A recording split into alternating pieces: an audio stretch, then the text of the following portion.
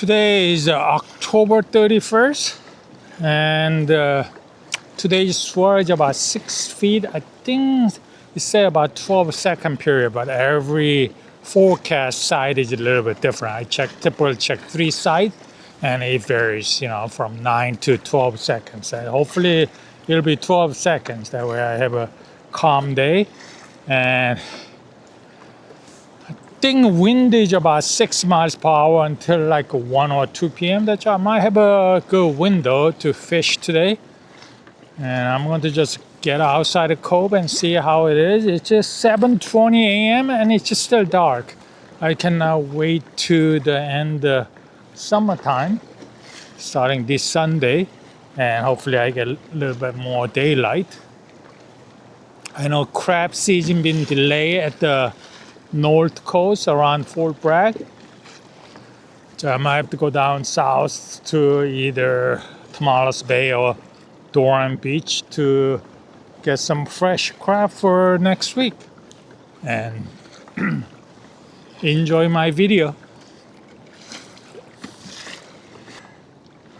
Water is a little more choppier than last Wednesday, but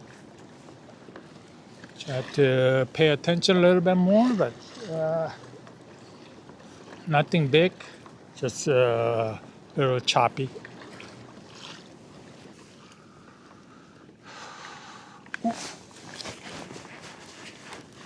Fish on something, maybe Vermilion. Had a decent strike.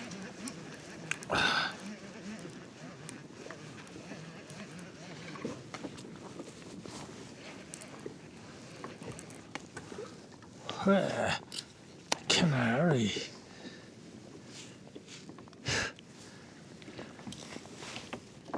Okay, thank you. Canary, small. Man, it's a strong bite for the size of a fish.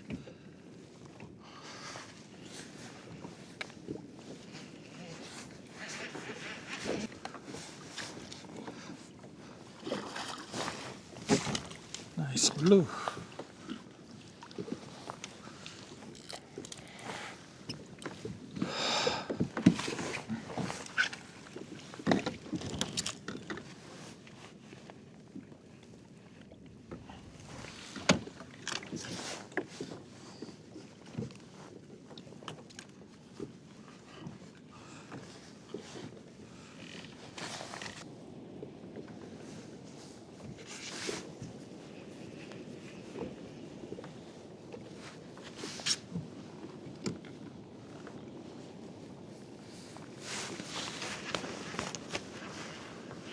Fish on. Probably blue. Nothing big, just small. Rockfish. Oh, nice. What a surprise. Nice Vermilion.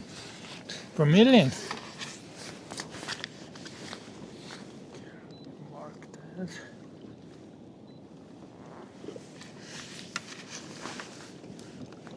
Maybe things are turning around.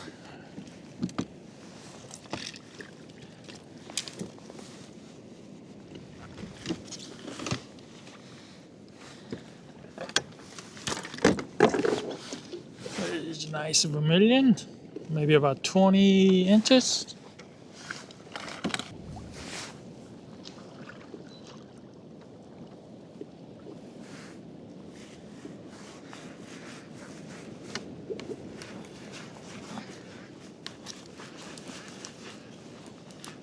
Fish on. What is this? Giving a little bit of fight, not pulling drag. Either small ling or worm.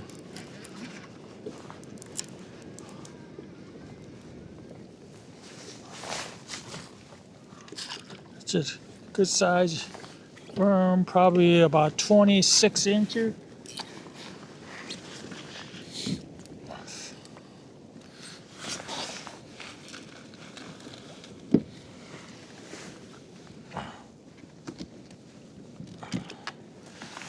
There's the nice ling.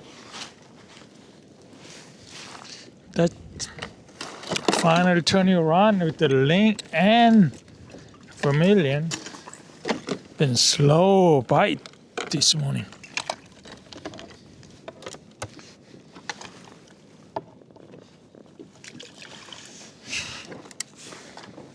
Sometimes you have to be patient and wait around for the bite to turn around or move around to find the active spot.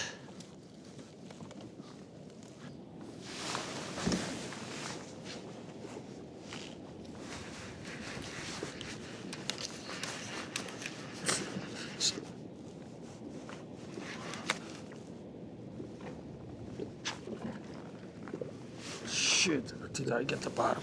No. Oh, come on. Come on. Oh, something decent size, maybe small ling.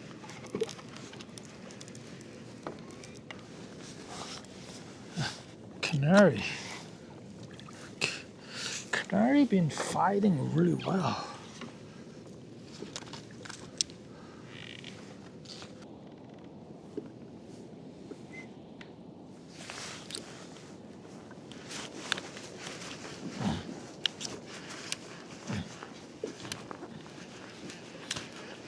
Probably blue. Small blue. I've been wrong with my guess on fish. I think it's just blue or black. Oh, no. It's another firm. Oh, another Vermilion. I'm telling you, I'm wrong with all my guesses.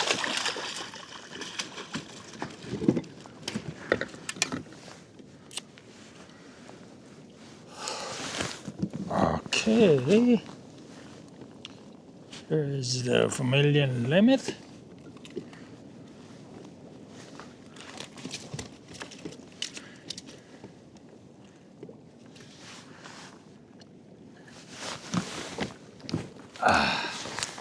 Here's a Vermilion limit.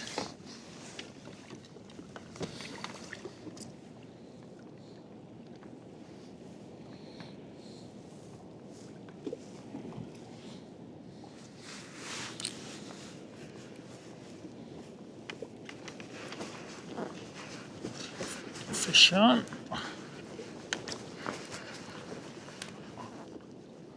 Maybe it's a ling. Oh, it's definitely a ling.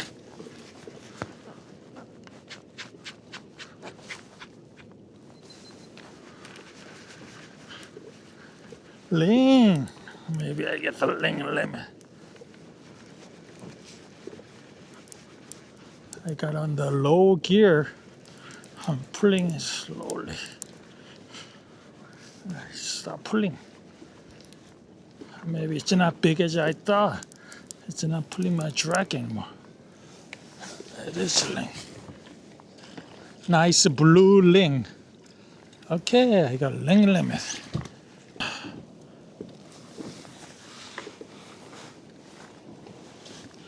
There is about 27 incher blue Lingcod. There's the limit of my links. I have to cut the hook off.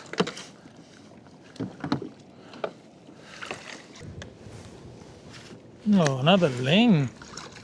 I don't want a ling. I want a rockfish. Tiny ling, probably about 19 inches or 18, 19 inches. There you go.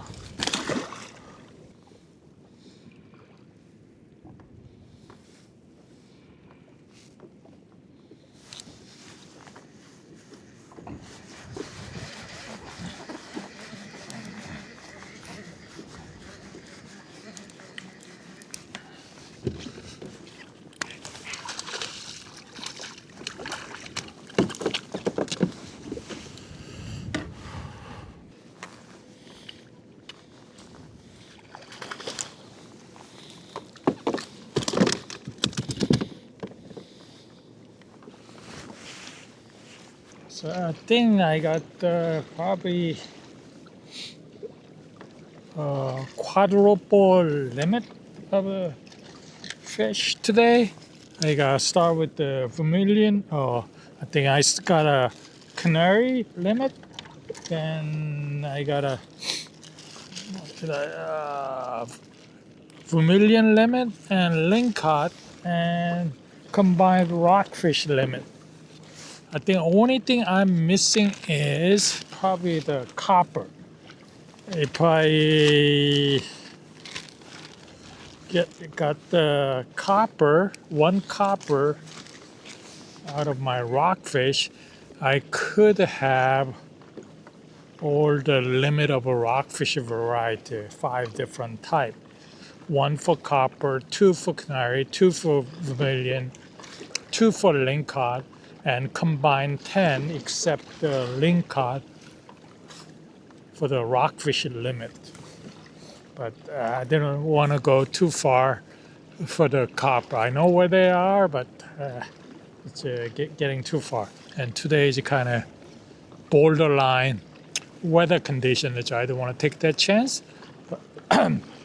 Fishing was much slower start compared to 2 days ago, but still it turned around 9 o'clock. I know some people ask me, and I did a PowerPoint presentation of how to start the Northern California kayak fishing. And if you need any help, just let me know. I'll be more than happy to show you around and all the gears you need to get to be safe out here. Okay, today I'm going to try to show how I clean my fish to dry them. I do semi-dry the fish, and there's a typical step. I typically trim all the fins or everything that has sharp point, like gill, using this titanium shear, which works. I tried to use a garden shear, but that didn't work too well. Maybe I bought a too cheap garden shear. First step is to remove all the fin, any sharp points. Then after that, I remove the scales. Then I cut from the back side.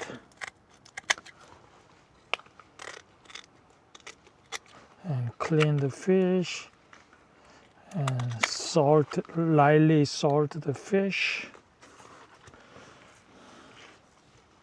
And dry them. I typically dry for like 170 degrees for 7 hours. And after that, try to vacuum pack and freeze any fish that I'm not going to eat soon.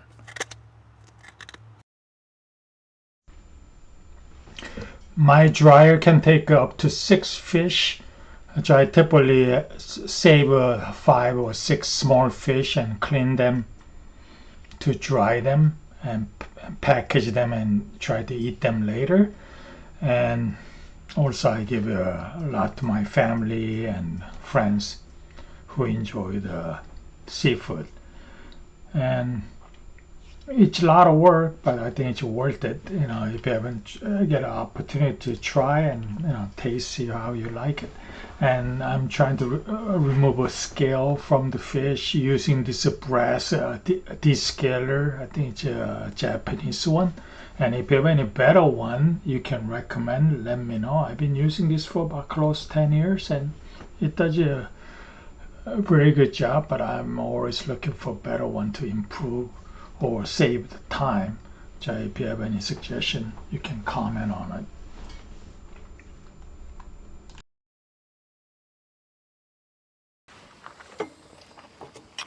Okay.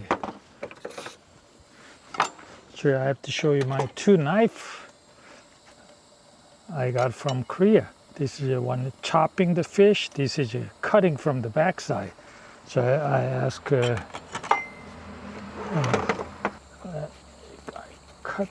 from the, this knife works really well.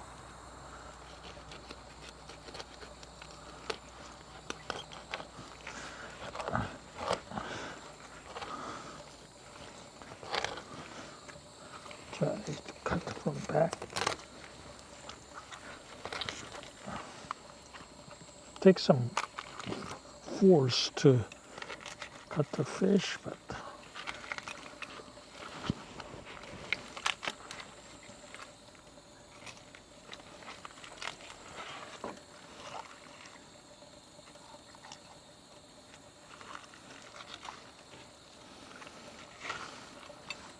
I watched many professional fish cleaning people from both the US and from Korea, but still I need a lot more practice to be efficient like they do.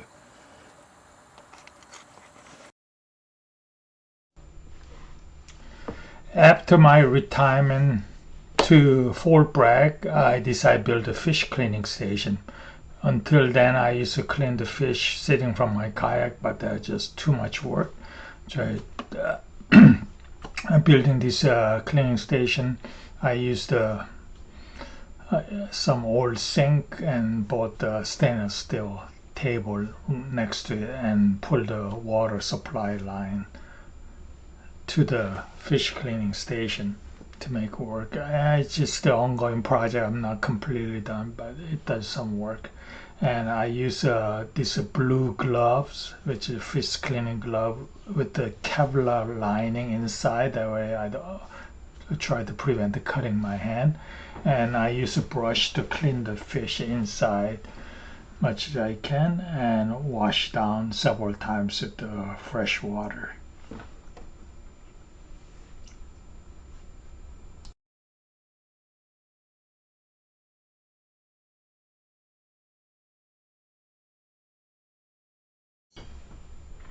After clean the fish, I'll make a couple halfway cut through the skin for salt to be able to penetrate before I start salting them. And I do salt both the inside and outside lightly. That makes a fish with some seasoning in it. And when you're ready to cook, you don't have to do any seasoning at that time, which could save a lot of hassle and save time. So and typically sometimes I do eat fish skin and sometimes I don't. So we can try it different way.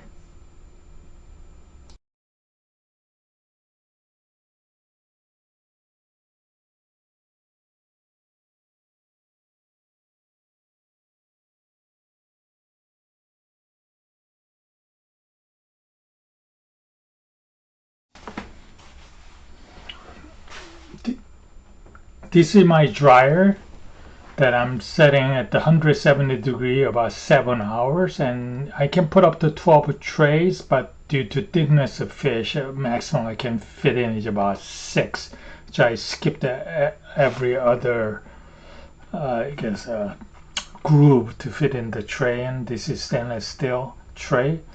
And I did that for a couple of months, and I think it works quite well. I used to dry outside, but somehow around this town there's a tiny fly that used to try to get into my fly net. That's why I decided to do this way. Cleaner. I put this on the outside and our small wooden structure.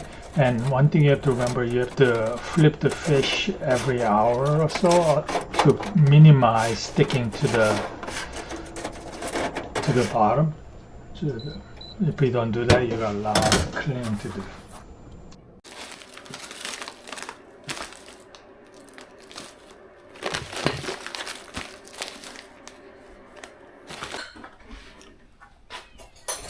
Here's the final product of the fish. I cleaned the 6 fish to dry them.